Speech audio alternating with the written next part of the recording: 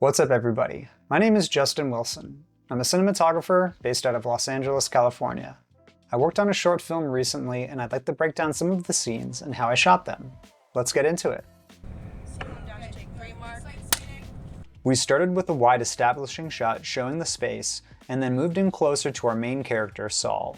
Since we started super wide, it wasn't feasible to use any grip or electric equipment to shape the light. For day exteriors, I generally like to backlight actors with the sun, so that's what we did with our first shot. For the camera movement, I used a Cooke Varotal 20 to 100mm zoom lens, but if I had the budget, I would have probably shot it on a prime lens with a techno crane. Overall, a super simple and straightforward shot. Like our first shot, the second shot was pretty simple. I wanted to continue backlighting our actress with the sun, so it was crucial that we picked the right angle and time of day to make this happen.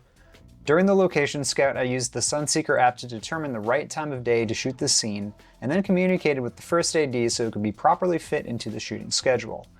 I used an 8x8 Ultra Bounce and a 2x4 solid to create some contrast on her face. The camera movement was a simple tilt-up recorded at 120 frames per second. The final pool shot is a reaction to the previous shot. I wanted to use some highlight diffusion overhead our main actor, but due to a mix-up we only had full grid diffusion to work with.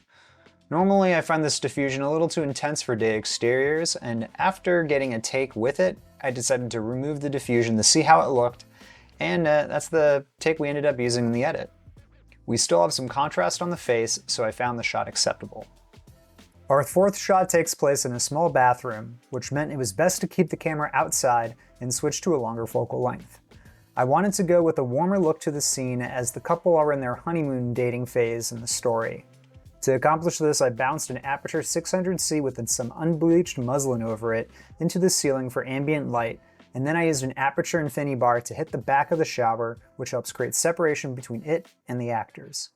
I had to put a grid on the Infinity Bar so its light didn't spill onto the actors, as I just wanted it to brighten up the wall of the shower. The fifth setup we did was used for a couple of different shots, all taking place in a bed. Our warm morning scene was unfortunately confined to a small part of the room, meaning I couldn't use a booklight setup or natural light from windows for the shoot. I decided to use the spotlight projector on the Aperture 600C to bounce off the wall with a 1/8 correct-to-straw gel programmed into the light to add a little bit of warmth. The other side of the wall contained a white closet door that I covered with negative fill to create a little bit of contrast on the faces. Production design also added some string lights onto the bed to add a little bit of additional flair. For the night version of this shot, I flipped the key to the opposite side, which is motivated by a practical light.